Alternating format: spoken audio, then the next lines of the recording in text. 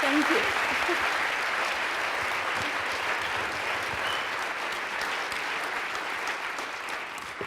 So, Isabella, after a film like that, I don't need to introduce you. Everybody knows you intimately. You have made New York City your home, and that seems to be almost uncannily poised between Hollywood and Europe in terms of distance. I think it's geographically and mentally the perfect place between Hollywood and Europe. It's true. And you've made, if you look at your filmography, you've made actually quite a lot of films, but the ones we remember are very selective. And how many do you get scripts every day from Europe, every day from Hollywood, or do you tell your agent not to? Yes, 2 or 3 a day. No, actually, as you grow older, there is less and less script. But I don't even have an agent anymore. And I don't think they want to represent me because they feel that it's very difficult to work with an actress when he's older. And probably the role that they might find for me, I may not be very interested, which might be to be a guest on television series or sitcoms. This is generally what actors do, or some actresses continue on the theater. There is a longer life in the theater than television, than on the screen, on feature films. But I tried the theater, and it's a little hard. I think partially because English is not my primary language, and theater is so based on voice and nuances. So I've always been easier for me, photography and imagery, because I think I can command that, I can understand it. And even when I became a filmmaker and make my own film, like Green Porno, I think the visual component is stronger. Just because words, I've always had to also talk and make a little dance to make sure that my point came across, because my language, though I'm fluent in English and in French and Italian, but none of them have become finally my language. Yeah. But those films, Green Porno and Seduce Me, are playing at the Natural History Museum in London right now. I know, this is incredible. My little series called Green Porno became quite successful on the internet, and went all the way. Now he's at the Museum of Natural History in London with Darwin. It just opened a week ago. Yes. Did you go back to your father's documentaries before you made those films? Did you? Oh, no, not at all. Later people said, oh, you are realizing one of your father's dream. My father, if he had lived longer, he died at 71, he was interested in making films about science, but not strict documentaries, but his way of making documentaries, sort of neorealism of science. But he died. He was actually in Houston studying, figuring out in Houston because NASA was there and was working with Rice University, but he could never make his next project of making scientific film. But when I was a little girl, it was my father who gave me a book by a German called Konrad Lorenz, who was the founder of a new science on animal behavior. And that book was a revelation for me, you know, and I always carried it throughout my life. And I know that my passion and my interest is on animals and animal behavior. I never knew how to get to that, making films or becoming a veterinarian or somebody like Jane Goodall. But finally, later in my life, I found that I can make film about it, which was something I dreamed when I was little, and my father gave me the book. He knew that I loved animals, and so he thought that was something that I would love, and he was right. Now, when you were growing up with him, did he talk about films? Did he show you films? No, strange enough, he didn't want us children to see films. We grew up with an incredible tension in the family because my mother was chased out of the United States. So my father became incredibly resentful toward Hollywood and commercialism in film.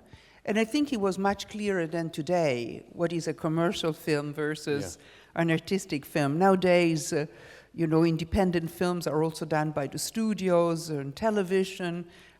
exists that is commercial, but maybe sometimes is public television, so it's more serious, or so it's harder to make the demarcation. But he was completely against commercial films, and so he didn't want us, didn't talk to us. The only one person he talked to me was Charlie Chaplin. And he actually had a photo of Charlie Chaplin on his desk, signed, dedicated to my father, which was unusual. He never had any photos of anybody in the cinema. That's interesting. Yeah. So there's a direct line, Chaplin, Rossellini, Godard. Yes, yes. Did Godard ever offer you a role? No, Godard didn't offer me a role, but I went with Gero to meet him for this documentary, and I know he's quite a recluse. So we went with great trepidation, and he was, first of all, I was surprised that he is in his 80s, because he looked exactly like, the French 68 revolutionary. Yeah. Same look, the same, he doesn't age one bit. And I was delighted because throughout the interview and in between the shot, he would take my cheeks and do that, something that hasn't been done to me in so long. But he saw me as the daughter of, which I hated when I was young. Yeah. And now as an older lady to have that, and I was so delighted. Two of your most memorable roles have been for David Lynch, your former husband. His films have been mystified people, and very few people can claim to understand a David Lynch film completely from start to finish. When he was creating them and when you were married to him, did he discuss scripts with you? Did he show you discuss your part in detail, or did he just let you go with the flow? He's not very verbal. He's not able to articulate things very much, but he reacts to things you do a lot. So as you say, David, do you want me to walk like this? He makes a face, so and that's not the way to go. Oh, but you want me to walk like this? Yeah. And then he has so he really directs you, and you sort of little by little, but it's not through a verbal exercise, but he definitely knows what he wants. And when we did Blue Velvet, when it came out, it was very controversial.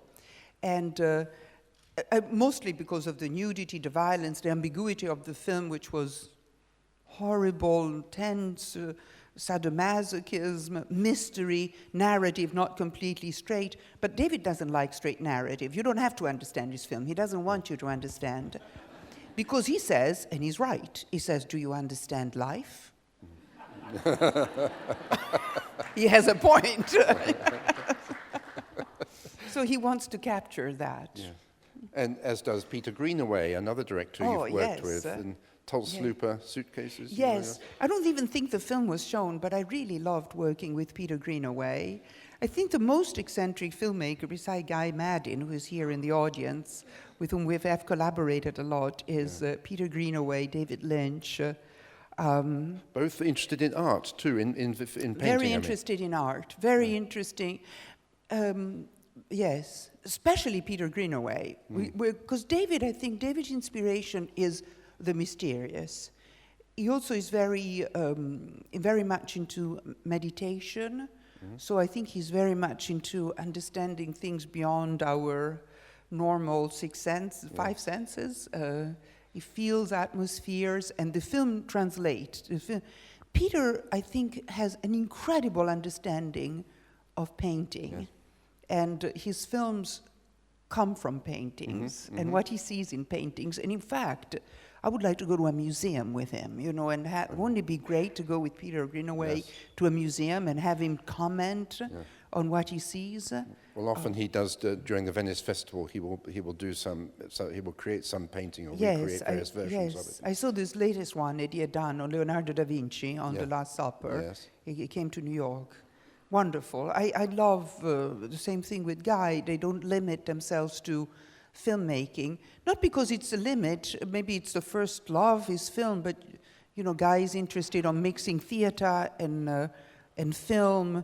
That there is no boundaries. That always that what you want to express or what you want to create can blur all the boundaries that are generally created by commercial obligations. You know, this is a film, it'll be 2 hours long. Yes. We would do 5 screenings a day, we'll be distributed, this is the theater. Yes. You know, and it's a limitation for Yes. artists. So the one that are able to just invent something using all these things that influence our life, whether it's theater, painting, television, imagery, sound, music, but it takes an original mind to mix it all together. And And Guy then also certainly the has an endless original amount. mind. Oh, Guy does. But there is a tremendous amount of problems always finding money, Yeah. which I seen when I was a little girl. So now I see with David, with Peter Greenaway, with Guy. And instead of terrifying me, I found it delightful. Yeah. I find it to be a very familiar problem that makes me feel completely at home. And you were here with Brand Upon the Brain a year or two ago, and I think you've just finished a film with Guy. Do you want to tell us about it, or the one that's in But post-production? you know, yes, I'll tell you. But I tell you that I don't understand Guy's film until I see them done. So I just do Guy's film. There is a script. Generally, I can't He asks me to read it, and I read it, but I don't really understand it. But it doesn't matter, you know. Sometimes you're just a piece in a big orchestra, and you have to play your fiddle, and then you hear the music at the end. And that's the way I see it. It doesn't matter. I mean, I'm not going to select saying, Guy, well, let me read the script. I'll tell you if I could play that role. If he thinks I can play it, I'll play it. If I do something wrong, he tells me. He said, don't do that. I'll do something else. And in a way, you're attracted to enigmatic characters. I mean, when you were in Berlin here, you made the film The Innocent with John Schlesinger. Yes. And your character, Maria, is rather mysterious. I mean, are you attracted, when you see a script, do you go for those kinds I of think I'm attracted to original minds, because when you're an interpreter, you have to sort of take a trip like a tourist in somebody else's mind. And if the mind is interesting, it's a wonderful trip. Yes. But you have to make yourself available to be at the service of that mind. I do my own films, you know, so I express, I don't feel any frustration on not expressing what I want to express. But when I make somebody else's film, unless you're a very conventional actor in a conventional film, you know, so sometimes they are routine that you do, you know, you have the subtext and you have, you rehearse and everything has to have a logic. But sometimes that works most of the time, but with some directors, it doesn't work. It doesn't make any sense to use that logic. You made green porno and Seduce Me, I assume, in New York or in Europe?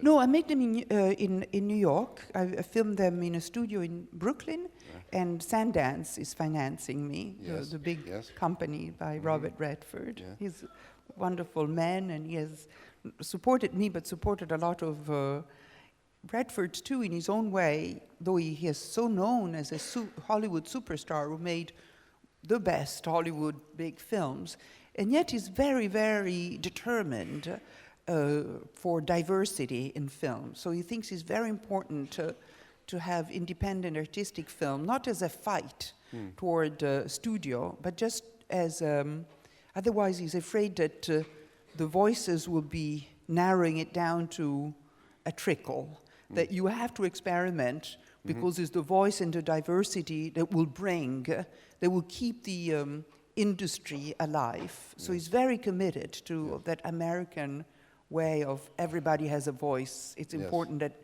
individualism is expressed. It's very, very American philosophy, and it very much represents that. But your father probably would have approved of that too. Oh, yes, I think my father would have adored Robert Redford. As a man, I don't think that as his beauty or sex symbol, I think he would have said, don't go see that film. But as a man, he would have loved him, yes, definitely. And have you been tempted to make similar films in Europe? Have you had offers to actually make films for Italian television, for example? Yes. Strangely enough, I haven't worked much in Italy. And I don't know why. I think that partially is that films are not only made nationally, but they are made with your friends.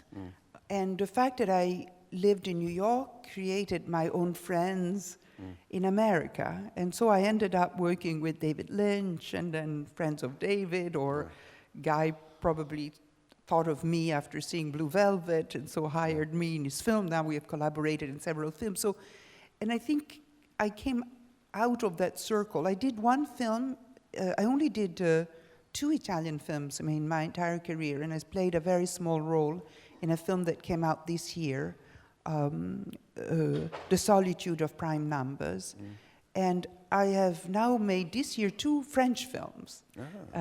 One with a very interesting, 2 interesting film director, both women. One is Julie Gavras, Costa Gavras' daughter. Yeah. And I'm delighted to be working with a second generation. We had lots to say about how difficult or how easy it is. And then with Marjan Satrapi, who is an Iranian filmmaker who works in Paris, that did a very famous Persepolis. Yeah, wonderful. Yeah, she was here. She's been here. Yes. Yes. Because she lived in Berlin too. Yes. Yes.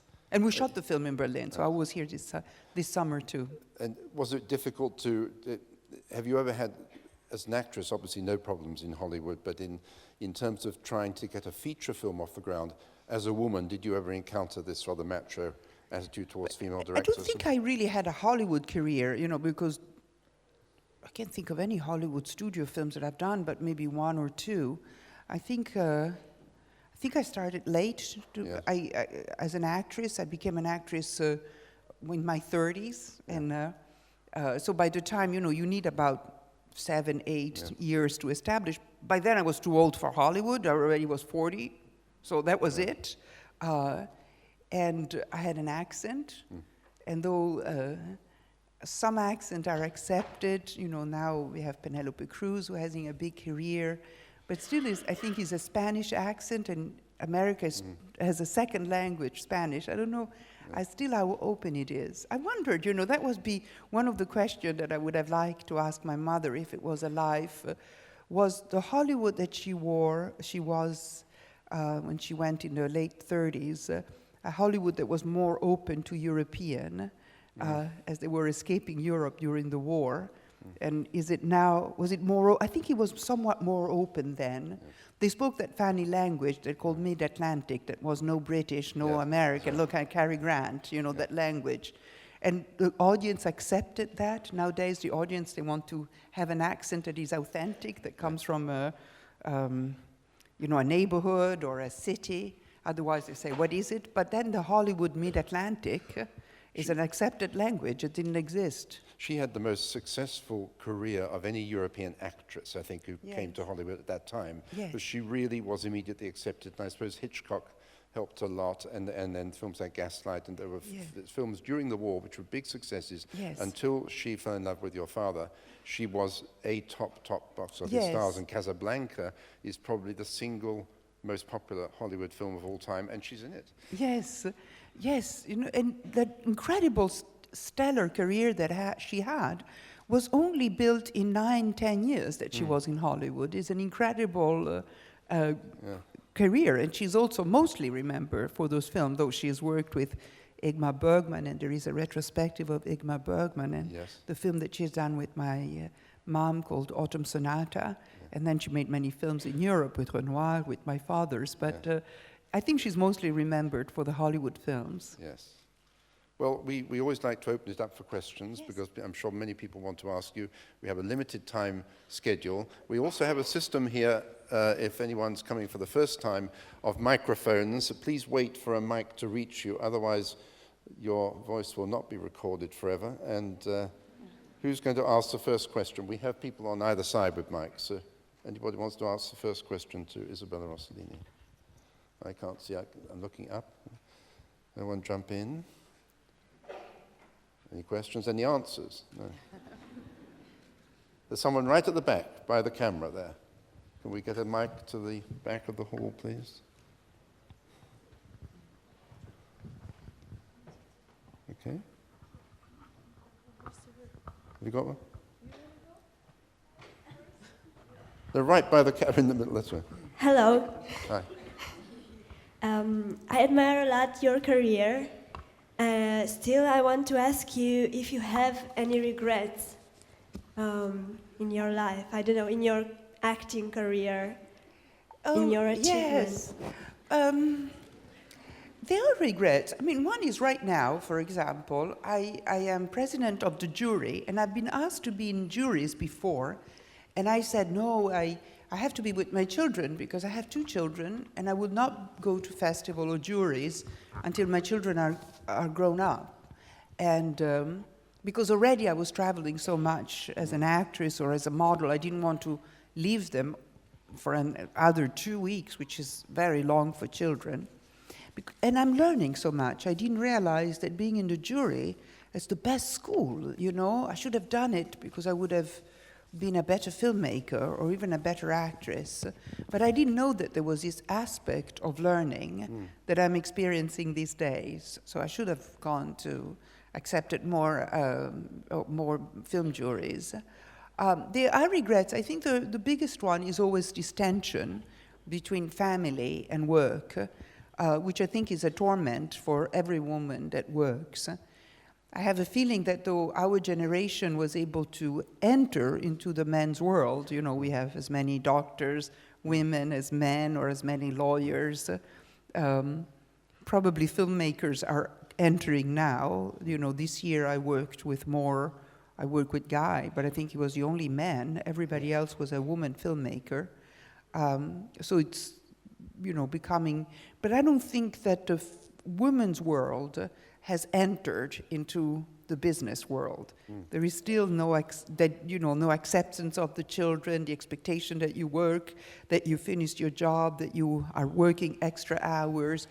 And the school doesn't understand it either. You know, every time there is a meeting at school, it's at 3:30. I mean, if you work, how can you leave at 3:30 to go to your children's school?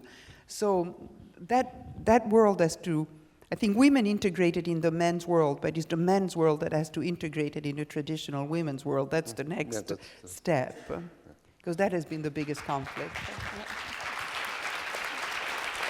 We have the same problem.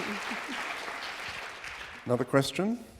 There's over there, I have a lady in 2 rows from the back, with her hand up. Can we get a mic to her? Hello. Yes. I have 2 questions. Yes. One very short, and the second one is it could be long. First of all, did you ever write something like a diary?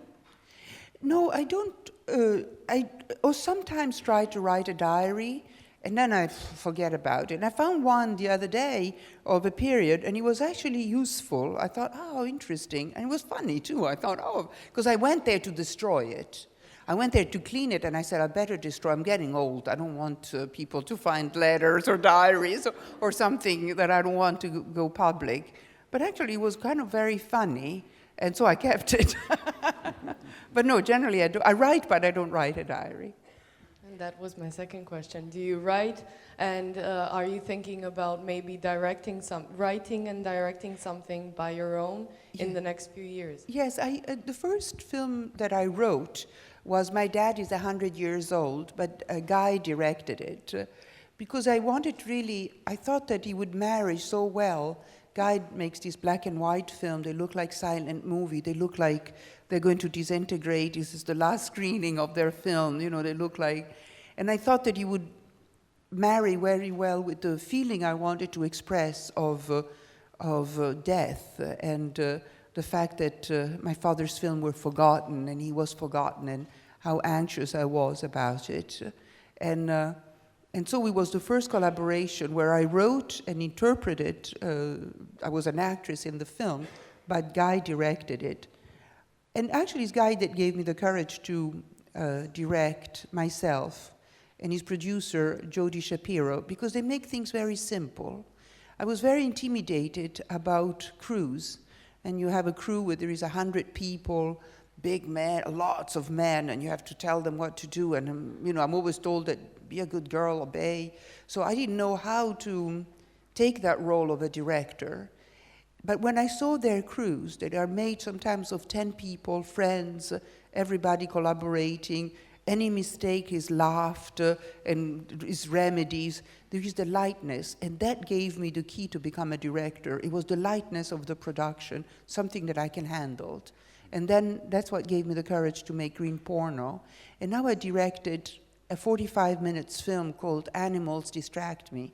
And I am writing new scripts, so I am writing and directing. And you've done this film, Late Bloomers, which is playing at the end of the festival. At the end of the Can festival... you tell us about that so we'll Yes, go and this see is it? Julie Gavra's film. She wrote and directed. This is her second film. She did a wonderful film called Blame It on Fidel. It was her first film. And now she made this second film called Late Bloomers, and I'm playing with William Hurt. Yeah. And it's going to be shown in the next weekend at the Berlinale. Good. And it's I just played, it's a straightforward acting job that I was hired, but I was delighted to, it was the first time in many years that I played lead. You know, I hadn't played lead in a long time. And somewhat it's easier to play lead than smaller parts, because in lead you have a much easier way to create an arch for your character.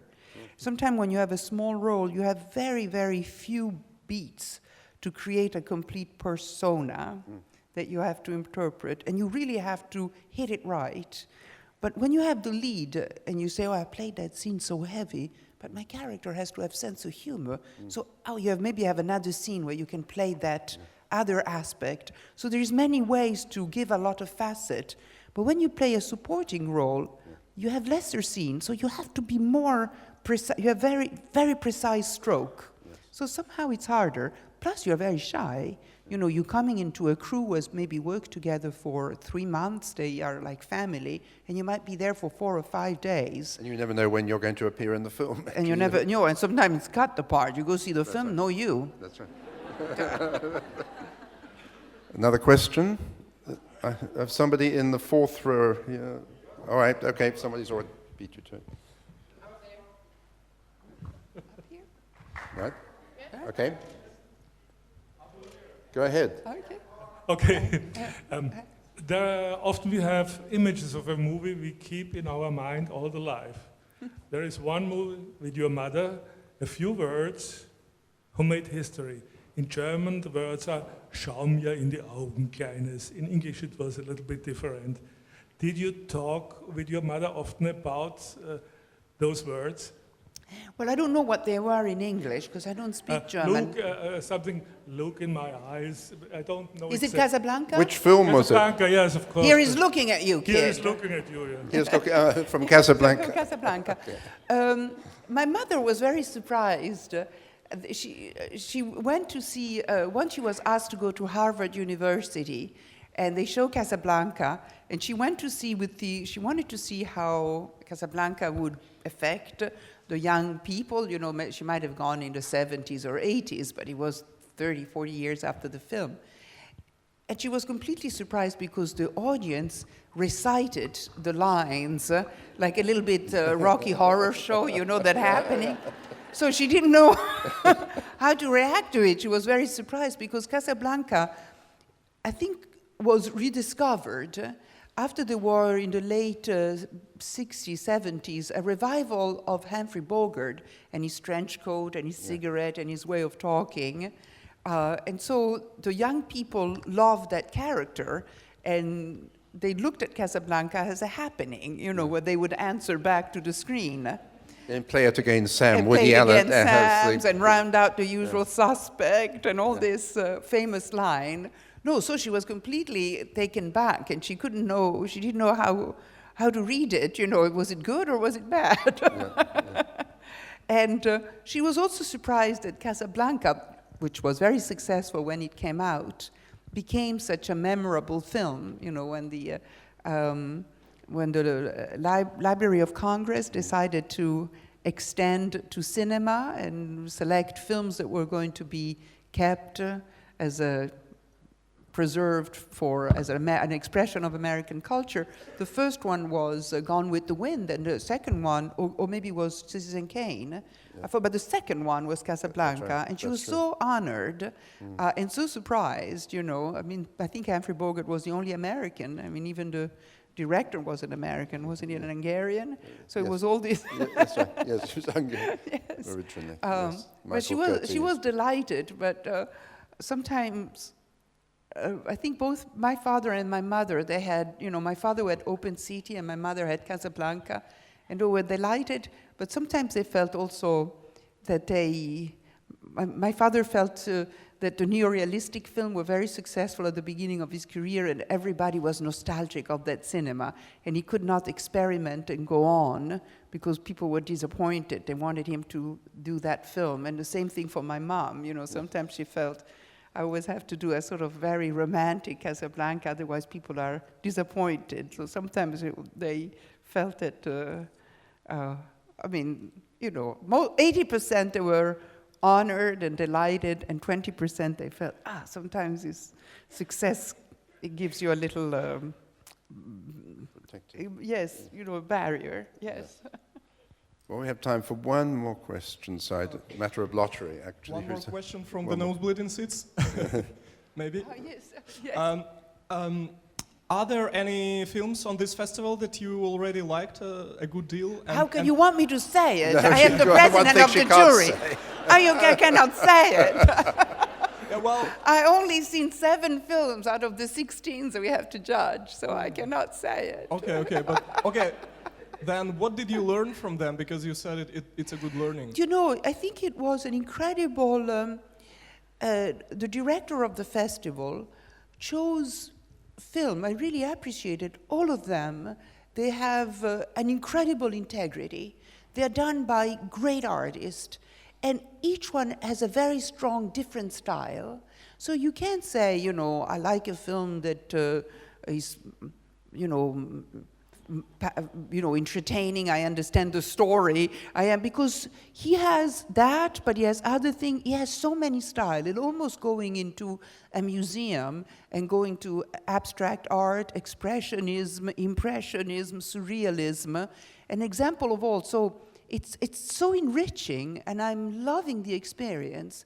I also think that seeing 2 or 3 films a day and not doing anything else, and this is my principal responsibility, and I've asked not to do interviews or go to parties so that I can really concentrate on film, allows you to look at them with complete different eyes.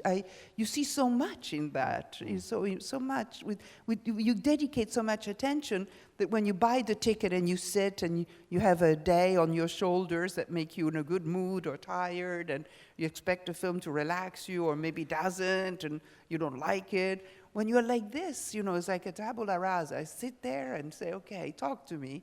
I love this experience. Isabella, we know that in addition to seeing films, you have meetings to talk about the films. Yes, this is also very interesting. And this, I know you have to go. So, yes. so unfortunately, we have to bring this to a close, but you've been wonderful to make the trek here. We appreciate it, and I'm sure everyone will remember this evening for a long time. Thank you so much. Thank you. Thank you so much.